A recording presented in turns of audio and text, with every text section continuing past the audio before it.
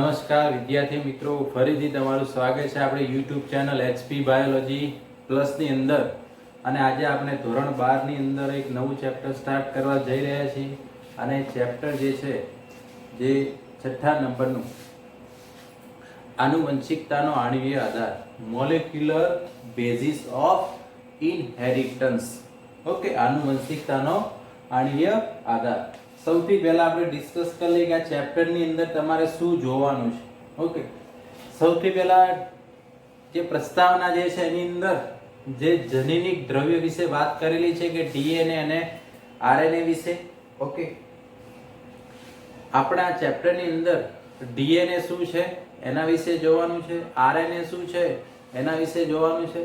એના પછી કે ડીએનએ એ જ જનિત દ્રવ્ય છે એના માટેના પ્રયોગો જે છે એ આની અંદર આવશે. ઓકે, તો ડીએનએ ને જનિત દ્રવ્ય તરીકે સાબિત કરવા માટેના અલગ અલગ પ્રયોગો આવશે, બરાબર. એના પછી આગળ કે પ્રત્યાંકન કે ડીએનએ જે છે એની અંદરથી આરએનએ બનવાની પ્રક્રિયા, આરએનએ માંથી પ્રોટીન બનવાની પ્રક્રિયા, એ બધું ડિટેલમાં આવશે. ઓકે, જે સેન્ટ્રલ ડોગમા પ્રોસેસ કહેવાય એ પણ આપણે આની અંદર ભણવાનું છે. અને એના સિવાય લાસ્ટમાં જે જીનોમિક્સનો ટોપિક છે, બરાબર છે, કે જેની અંદર હ્યુમન જીનોમ પ્રોજેક્ટ જે છે, ડીએનએ ફિંગરપ્રિન્ટિંગ જે છે, આ બધા ટોપિક આપણે આ ચેપ્ટરની અંદર કવર કરવાના છે. ઓકે, હવે આની અંદર આપણે સૌથી પહેલા ડીએનએ વિશે જોવાનું છે. કોના વિશે જોવાનું છે? ડીએનએ વિશે. તો આપણે ડીએનએ અને આરએનએ વિશે ઓલરેડી વિડીયો બધા બનાવેલા છે. ઓકે, કે જે આપણે જૈવિક અણુઓમાં જે ન્યુક્લિક એસિડ 1, ન્યુક્લિક એસિડ 2 અને ન્યુક્લિક એસિડ 3. ઓકે, તો આ ચેપ્ટર આપણે સ્ટાર્ટ કરીએ એની પહેલા તમારે એ 3 વિડીયો જોઈ લેવા. ઓકે, આપણે ફરીથી એની એ જ જે ટોપિક જે છે વારંવાર એનું ડિસ્કશન કરશું નહીં. હવે જે એની અંદર નવું એડ થાય છે એ આપણે આની અંદર જોવાનું છે. ઓકે, હવે આપણે અહીંયા ડીએનએ વિશે વાત કરવાની છે, બરાબર. Deoxyribonucleic acid. તમને ખ્યાલ છે ન્યુક્લિક એસિડ બે પ્રકારના છે, એક ડીએનએ છે અને એક આરએનએ. ઓકે, એમાં ડીએનએ જે છે મોટાભાગના સજીવોમાં જનીન દ્રવ્ય તરીકે વર્તે છે. ઓકે, જ્યારે આરએનએ જે છે એ મોટે ભાગે અમુક વાયરસ જે છે એની અંદર આરએનએ એ જનીન દ્રવ્ય તરીકે છે, જેમ કે ટીએમવી વાયરસ છે, ટોબેકો મોઝેઇક વાયરસ છે.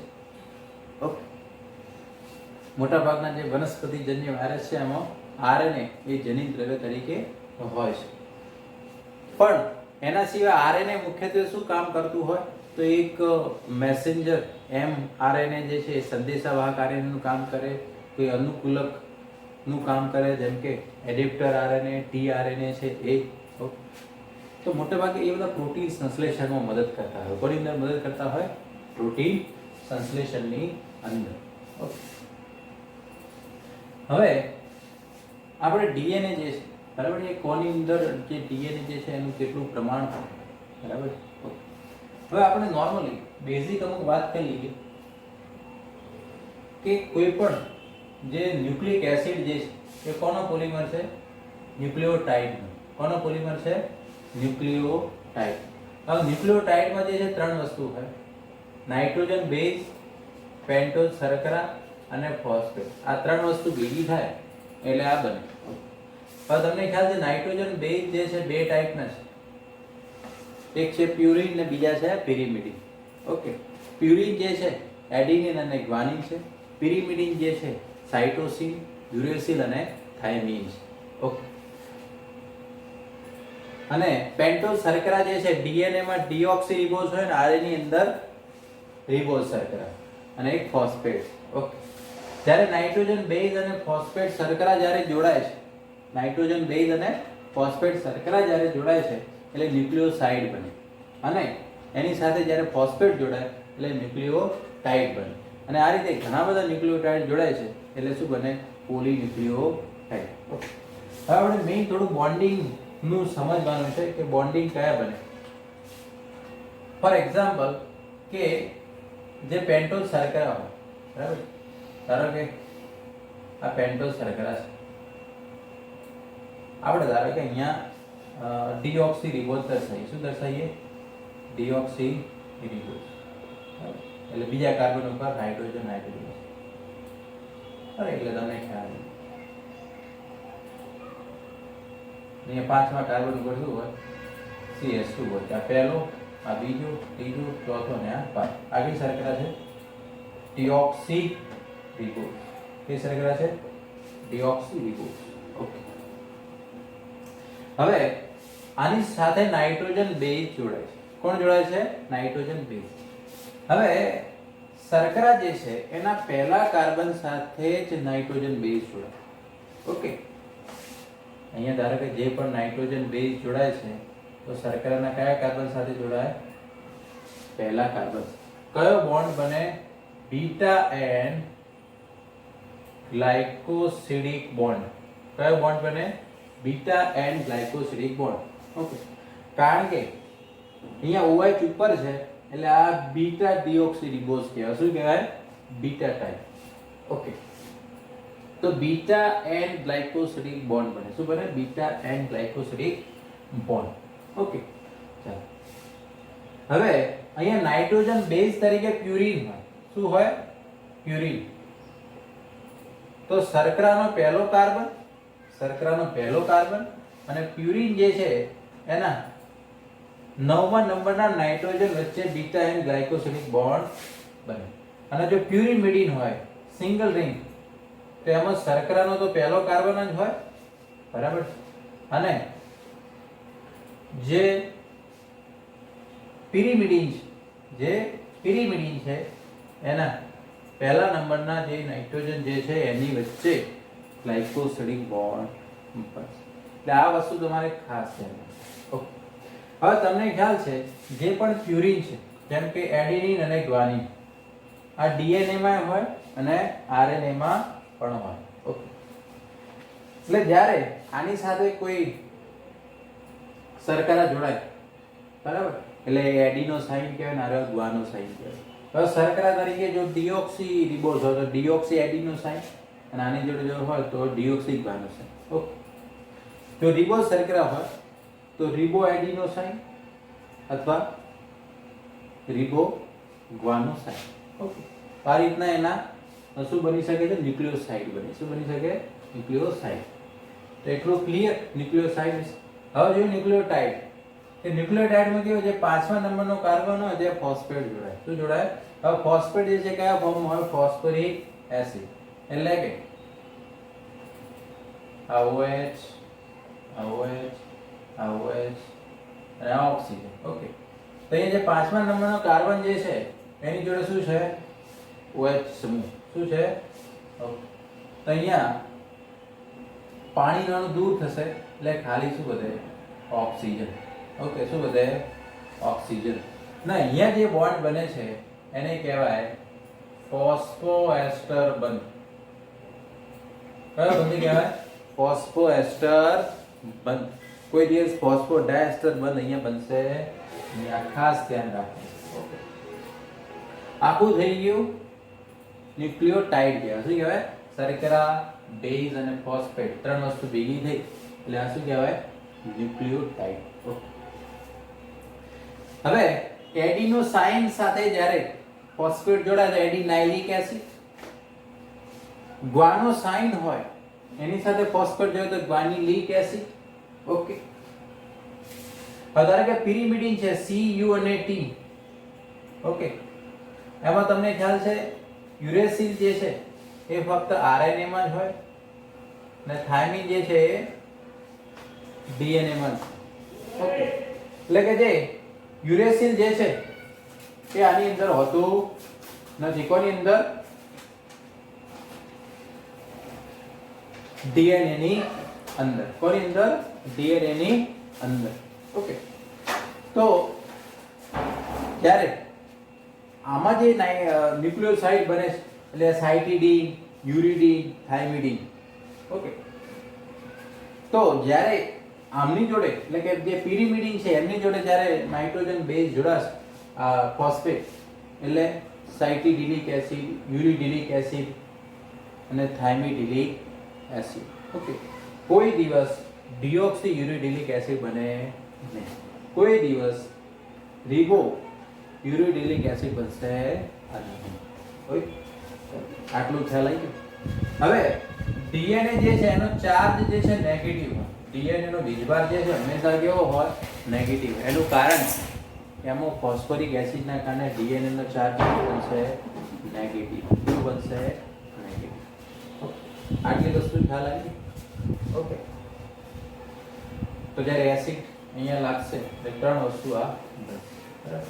તો ન્યુક્લિયોસાઇડ અને ન્યુક્લિયોટાઇડ આપણે ઓલરેડી બધું ડિટેલમાં તમને વિડીયોમાં સમજાયેલું છે, છતાં પણ આપણે આ ચેપ્ટર સ્ટાર્ટ થાય છે એની પહેલા તમે આનો ઓવરવ્યુ તમને આપ્યું. પછી આપણે ન્યુક્લિયોટાઇડ વિશે, જે પોલીન્યુક્લિયોટાઇડ, કોના વિશે? પોલીન્યુક્લિયોટાઇડ. પોલીન્યુક્લિયોટાઇડ એ શું છે? કે જ્યારે ઘણા બધા, ધારો કે આ એક ન્યુક્લિયોટાઇડ છે, આ બીજો ન્યુક્લિયોટાઇડ, આ ત્રીજો ન્યુક્લિયોટાઇડ, એમ ઘણા બધા ન્યુક્લિયોટાઇડ એકબીજા સાથે અહીંયા જે બોન્ડ બને એને શું કહેવાય? ફોસ્ફોએસ્ટર બંધ. ઓકે, ફોસ્ફોએસ્ટર નહીં પણ ડાયએસ્ટર. કયો? ડાયએસ્ટર. બે શર્કરાઓ જ્યારે જોડાય છે એટલે ફોસ્ફોડાયએસ્ટર. પેલામાં એક જ શર્કરા એટલે ફોસ્ફોએસ્ટર. હવે બોન્ડ ફોર્મેશન કઈ રીતે થાય? તો એક જે શર્કરા છે બરાબર, એના ત્રીજો કાર્બન સાથે અને બીજી શર્કરા જે છે એમાં જે પાંચમા કાર્બન ઉપર ફોસ્ફેટ છે એની વચ્ચે આ ફોસ્ફોડાયએસ્ટર બંધો બને. આપણે તમને સમજાવીએ.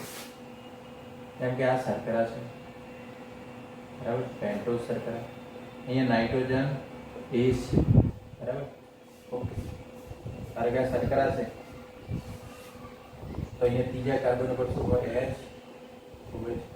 ધારો કે અહીંયા આપણે રિબોઝ શર્કરા છે, એ શર્કરા છે રિબોઝ. અહીંયા H, અહીંયા CH2, અહીંયા શું જોડાયેલું છે? ફોસ્ફરસ જોડાયેલું. શું જોડાયેલું છે? ફોસ્ફરસ. ઓકે, આ એક ન્યુક્લિયોટાઇડ છે. આ બીજો ન્યુક્લિયોટાઇડ જોઈ ગયા આપણે. અહીંયા ધારો કે નાઇટ્રોજન બેઝ છે, અહીંયા H, આ OH, H, OH, આ H બરાબર. અહીંયા CH અને અહીંયા ફોસ્ફેટ. હવે અહીંયા એક શર્કરાનો ત્રીજો કાર્બન એટલે આવ્યા અને જે પાંચમા નંબરના ફોસ્ફેટ વચ્ચે એક ગ્લાયકોસિલિક બોન્ડ બને. કઈ રીતે? તમે જુઓ. ધારો કે પેલો એક ઓક્સિજન, અહીંયા OH, અહીંયા OH બરાબર. આ રીતે તો અહીંયા ઓક્સિજન હતો એનાથી બોન્ડ ફોર્મેશન અહીંયા ફોસ્ફોએસ્ટર. આ થર્ડ કાર્બન ઉપર જે OH છે અને ફોસ્ફેટ ગ્રુપનો જે OH છે એમની વચ્ચે બોન્ડિંગ ફોર્મેશન થશે. એની વચ્ચે બોન્ડિંગ ફોર્મેશન થશે અને પાણીનો અણુ દૂર થશે. શું થશે? પાણીનો અણુ દૂર થશે. એટલે અહીંયા જે બોન્ડ બન્યો, અહીંયા જે બોન્ડ બન્યો છે એ શું કહેવાય? ફોસ્ફોડાયએસ્ટર. એટલે એક ન્યુક્લિયોટાઇડ છે એના ત્રીજા કાર્બન સાથે, શર્કરાના ત્રીજા કાર્બન સાથે, અને બીજો ન્યુક્લિયોટાઇડ જે છે એના શર્કરાના પાંચમા કાર્બન સાથે જે ફોસ્ફેટ છે એની સાથે બોન્ડ બની અને આ શું બનાવ્યું? ડાયન્યુક્લિયોટાઇડ. આ શું કહેવાય? ડાયન્યુક્લિયોટાઇડ. એમ કરતા કરતા ફરી ત્રીજો જોડાય એટલે શું બને? પોલીન્યુક્લિયોટાઇડ બને. શું બને? પોલીન્યુક્લિયોટાઇડ. ઓકે, હવે થાય શું? આમ ધારો કે લાંબી શૃંખલા બને તો અહીંયા આ ફોસ્ફેટ એટલે કયા નંબરનો કાર્બન કહેવાય? 5. છેલ્લે જે આવે એને કયા નંબરનો કાર્બન કહેવાય? ત્રીજા નંબર. એટલે ગમે તેટલા ન્યુક્લિયોટાઇડ જોડાય તો ધારો કે અહીંયા 5 નંબરનો કાર્બન હતો, છેલ્લે કયા નંબરનો કાર્બન આવે? 3 નંબરનો. કયા નંબરનો આવે? 3 નંબરનો.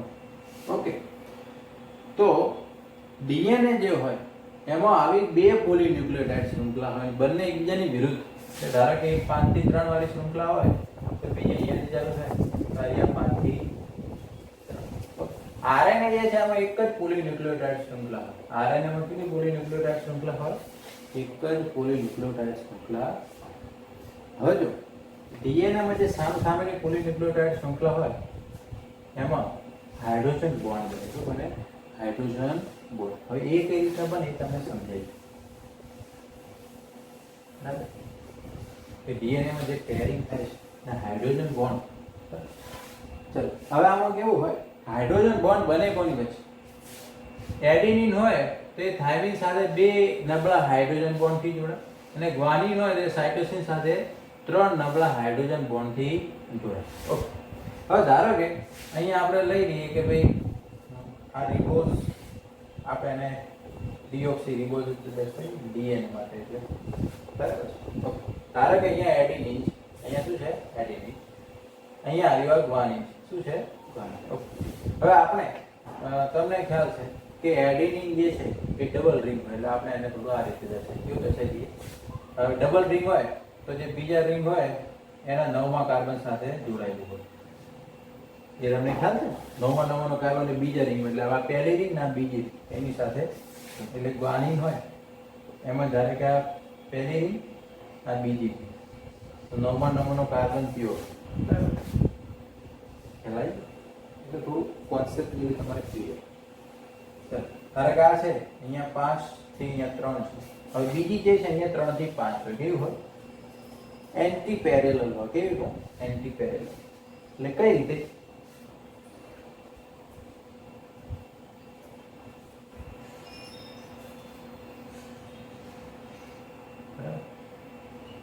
આ રિબોઝ શર્કરા શું છે? રિબોઝ ડીઓક્સી રિબોઝ શર્કરા છે. ઓકે, એનો કાર્બન પહેલો છે, આ બીજો છે, ત્રીજો, આ ચોથો ને અહીંયા 5. એટલે 5મા નંબરનો કાર્બન એટલે અહીંયા શું હોય? ફોસ્ફેટ હોય. શું હોય? ફોસ્ફેટ હોય. ઓકે, અહીંયા CS, અહીંયા પહેલા નંબરનો કાર્બન હોય. બરાબર, એટલે અહીંયા નાઇટ્રોજન બેઝ હોય. શું હોય? Nitrogen base. એટલે અહીંયા ગ્વાનિન હોય ને તો અહીંયા શું આવે? સાઇટોસિન જ આવે. શું આવે? સાઇટો. ધારો કે અહીંયા નાઇટ્રોજન બેઝ તરીકે શું છે? સાઇટોસિન. તો એમની વચ્ચે 3 હાઇડ્રોજન બોન્ડ હોય. કેટલા હોય?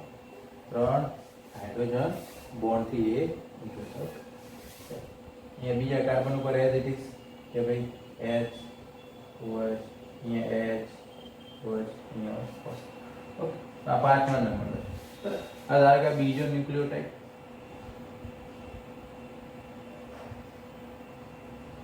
બરાબર. ઓકે, એનો આ પહેલા નંબરનો કાર્બન.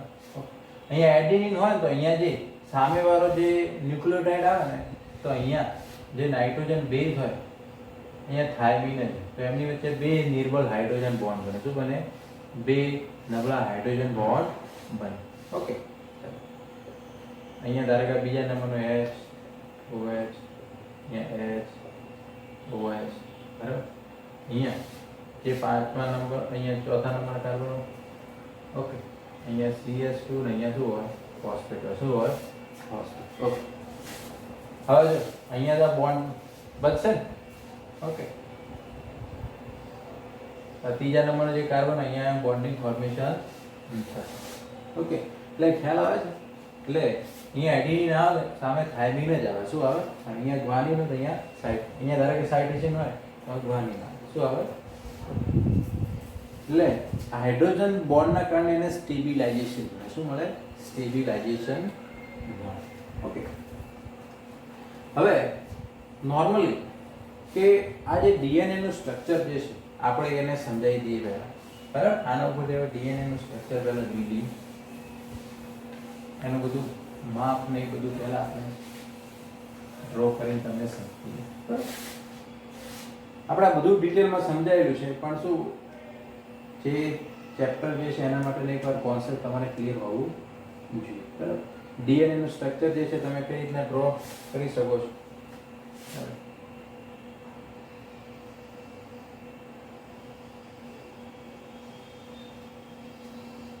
બરાબર, તો બે પેન અથવા પેન્સિલ લઈ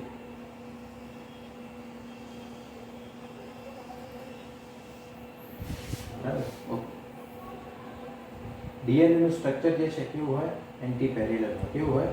એન્ટી પેરેલલ. ઓકે, હવે બે શૃંખલાઓ છે, ધારો કે 5 પ્રાઇમ છે. બરાબર, અહીંયા 5 પ્રાઇમ હોય તો અહીંયા 3 એન્ટીપેરેલલ કેવું હોય એન્ટીપેરેલલ. અને જેમ બળ આપેલો દોરડો કેવો હોય એમ એકબીજા ઉપર કેવી હોય એ વીંટળાયેલી હોય. ધારો કે આની ઉપર થઈને આ જાય છે બરાબર, ધારો કે આ આવે નીચે થઈને જતી હોય બરાબર.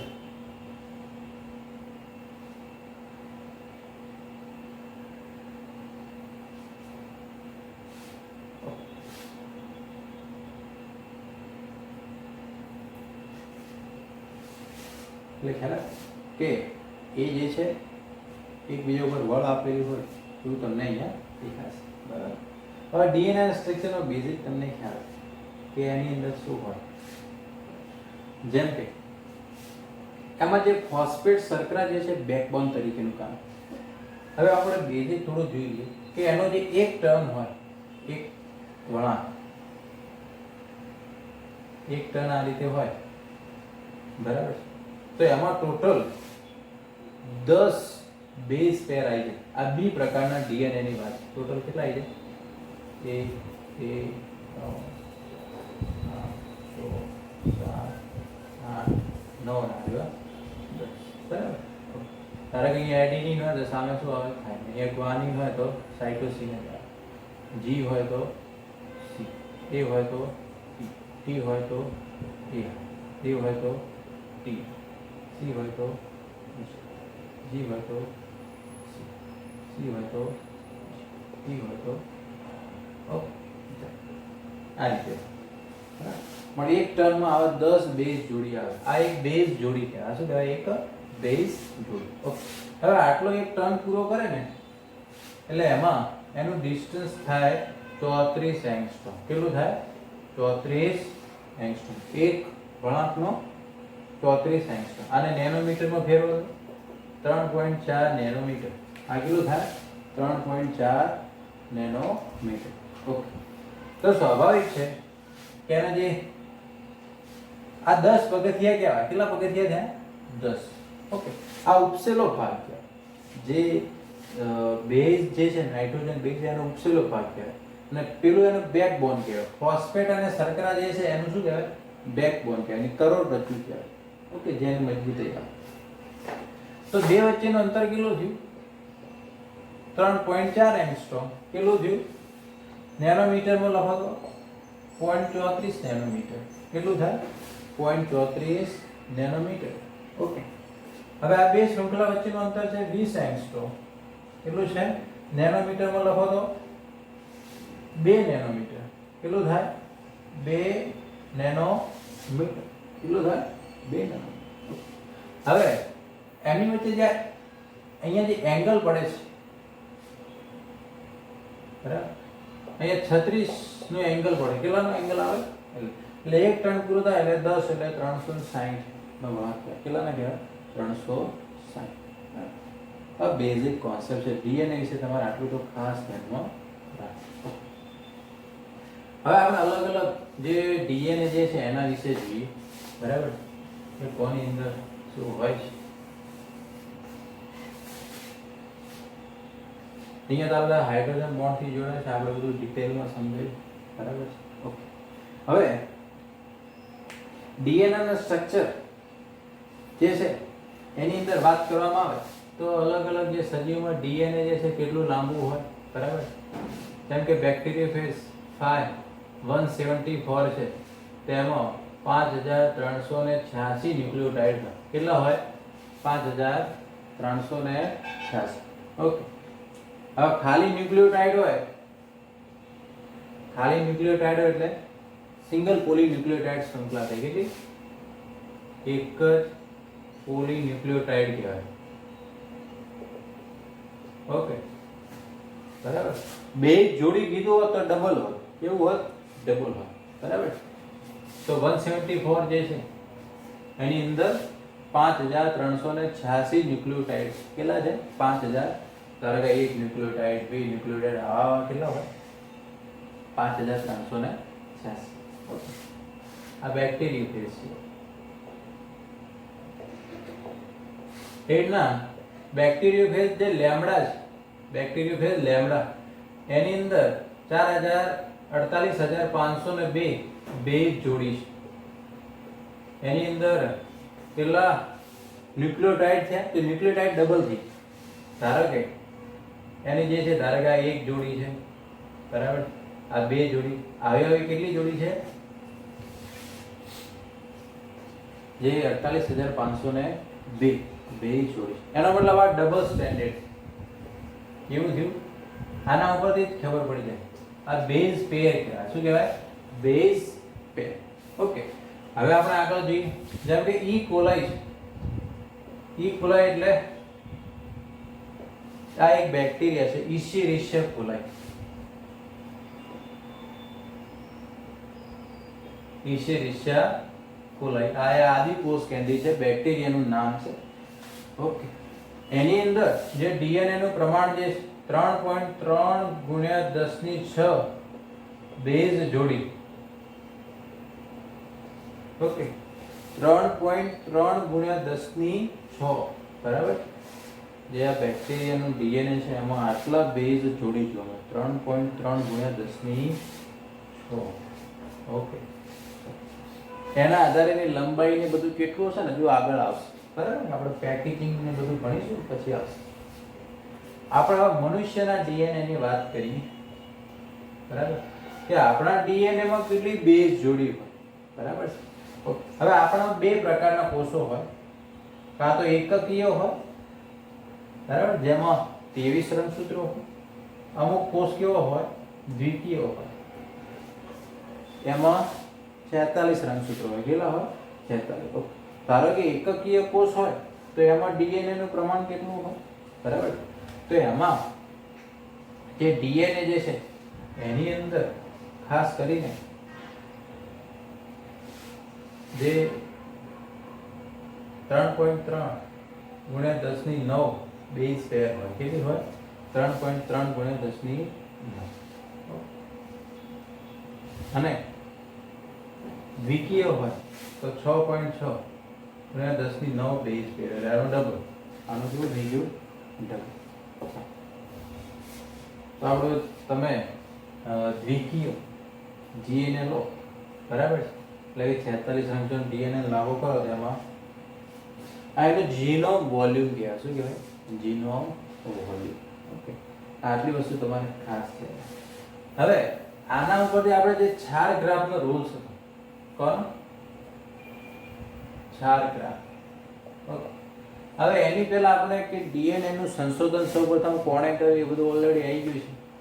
પણ તમને ખ્યાલ છે કે ડીએનએ વિશે સૌપ્રથમ જે 1886 ની પણ 1869 ની અંદર, ઓકે, એની અંદર એક સાયન્ટિસ્ટ હતો જે ફ્રેડરિક મિશર. ઓકે, એને જે મનુષ્યનો જે ડબ્લ્યુબીસી હતો, વ્હાઇટ બ્લડ સેલ, બરાબર, એના કોષ કેન્દ્રમાંથી, ડબ્લ્યુબીસી જે છે વ્હાઇટ બ્લડ સેલ, એના કોષ કેન્દ્રમાંથી, બરાબર, એમાંથી એક જે નિર્બળ એસિડિક પદાર્થ શોધી કાઢે, જેને ન્યુક્લિયેન નામ આપ્યું. શું નામ આપ્યું? ન્યુક્લિયેન. હવે ન્યુક્લિયેન જે છે એ ન્યુક્લિક એસિડ પ્લસ પ્રોટીન ભેગું થાય ન્યુક્લિયોપ્રોટીન માટે છે, મિક્સ છે. હવે એમાંથી તો એને ડીએનએ અલગ ના કરી શકે, બરાબર, કારણ કે એક લાંબી પોલિમરને એ અલગ કરી શક્યો. હવે એના પછી બીજા બધા સાયન્ટિસ્ટ આવ્યા, બરાબર, જેમ કે મોરિસ વિલ્કિન્સ, જે રોઝલિન ફ્રેન્કલિન છે, એ બધા વૈજ્ઞાનિકો આવ્યા અને એમણે એક્સરે વિવર્તન ટેકનોલોજીનો ઉપયોગ કર્યો.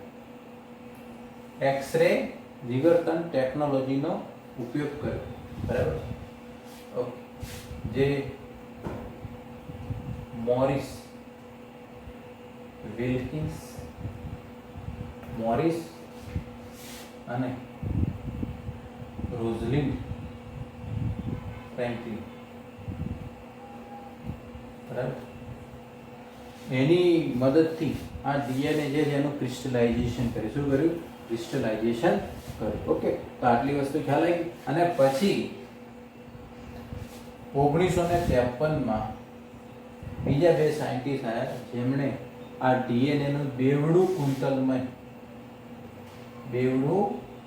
કુંતલમય ડીએનએ ની શોધ કરી. બરાબર, એ બે સાયન્ટિસ્ટ હતા જેમ્સ વોટસન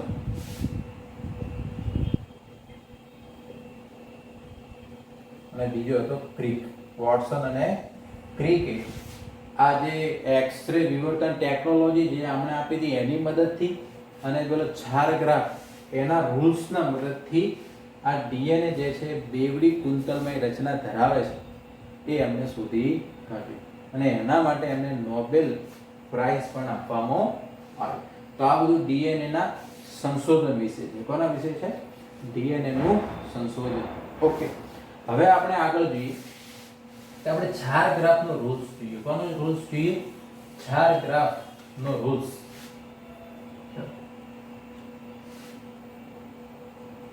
છાર ગ્રાફનો નિયમ જે છે મોસ્ટ ઇમ્પોર્ટન્ટ છે. એની અંદરથી બધા એમસીક્યુ પૂછાતા હોય છે. છાર ગ્રાફે શું કીધું કે જેટલા એડિનિન હોય ને એટલા જ થાઇમિન હોય અને જેટલા ગ્વાનિન હોય એટલા શું હોય? સાઇટોસિન હોય. શું હોય? ઓકે, તો A/T રેશિયો 1 જ આવે. G/C બરાબર શું આવે? 1 જ આવે. બીજું, જેટલા પ્યુરિન હોય એટલા જ પેરિમિડિન હોય. જેટલા પ્યુરિન હોય એટલા શું હોય? પેરિમિડિન. પ્યુરિન એટલે A+G, પેરિમિડિન એટલે T+C. ડીએનએ માં તો થાઇમિન જ આવે. એનો રેશિયો હંમેશા શું આવે? એક જ આવે. શું આવે? આ છે છાર ગ્રાફનો રૂલ્સ. આ શું છે? છાર ગ્રાફનો રૂલ્સ. ખ્યાલ આવી ગયો? તમને કીધું કોઈ ડીએનએ છે એમાં એડિનિન નું પ્રમાણ જે છે 10% છે તો થાઇમિન પણ કેટલા હોય? 10% જ હોય. 10 ને 10 20. બરાબર, બધા કેટલા? 80%. તો જેટલા ગ્વાનિન હોય એટલા સાઇટોસિન હોય તો 50/50%. આ રેશિયો જે છે દરેક સજીવની અંદર અચળ જ રહે. કેવો રહે? અચળ. Kg/Tc વાળો. ઓકે, અને એક રેશિયો એવો છે જે સજીવ પ્રમાણે બદલાતો રહે. A+T અને G+C. આ રેશિયો જે છે એ સજીવ પ્રમાણે શું રહે? બદલાતો. શું રહે? સજીવ પ્રમાણે બદલાતો રહે. ઓકે, ખ્યાલ આવી ગયો? હવે આપણે ડીએનએ ની ખાસિયતો. બરાબર, તો ડીએનએ ની ખાસિયતોમાં શું છે? તો આમાં ફોસ્ફેટ અને શર્કરા જે છે એના બેકબોન નું કામ કરે છે, કરોડરજ્જુનું કામ કરે છે અને જે નાઇટ્રોજન બેઝ જે છે ઉપસેલો ભાગ છે, પ્રક્ષેપિત ભાગ છે એનો પહેલો પોઈન્ટ. બીજું, બંને શૃંખલાઓ જે છે એકબીજાની એન્ટી પેરેલલ છે. બંનેની ધ્રુવીયતા જે છે એકબીજાથી અલગ હોય. જેમ કે અહીંયા 3 હોય તો સામે 5 આવે, અહીંયા 5 હોય સામે શું આવે? એકબીજાથી એન્ટી પેરેલલ હોય. ઓકે, પછી જે કુંતલનો ગર્ત જે છે, બરાબર, કુંતલનો ગર્ત જે છે એ કેટલા નેનોમીટર છે? કેટલા નેનોમીટર થાય? ટોટલ 34 એંગસ્ટ્રોમ થાય તો નેનોમીટર કેટલું કહેવાય? 3.4 નેનોમીટર. તો કુંતલનો ગર્ત જે છે 3.4 નેનોમીટર. બે જે બેઝ પેરની જોડી છે એમની વચ્ચેનું અંતર નેનોમીટરમાં કેટલું થાય? 0.34 નેનોમીટર થાય. કેટલું થાય? બે શૃંખલા વચ્ચેનું અંતર લગભગ સમાન જળવાઈ રહે. 20 એંગસ્ટ્રોમ હોય. કેટલું હોય? 20 એંગસ્ટ્રોમ. નેનોમીટરમાં કરો તો 2 નેનોમીટર. કેટલું થાય? 2 નેનોમીટર થશે. બીજું, જે પણ આ બંને કુંતલ જે છે એક બંનેનું સ્થાયીપણું જે છે હાઇડ્રોજન બોન્ડના કારણે હોય. કોના કારણે હોય? હાઇડ્રોજન બોન્ડના કારણે. એના કારણે એનું સ્થાયીપણું મળે. તો આ બધું બેઝિક છે. ઓકે, નેક્સ્ટ ટાઈમ આપણે ડીએનએ અને આરએનએ વચ્ચેનો તફાવત જોઈશું. તો તમારે ખાસ કે આ ચેપ્ટર સ્ટાર્ટ કરીએ છીએ એની પહેલા 3 વિડીયો જોઈ લેવા અને પછી તમારે આ વિડીયો જોવાનો છે. Thank you.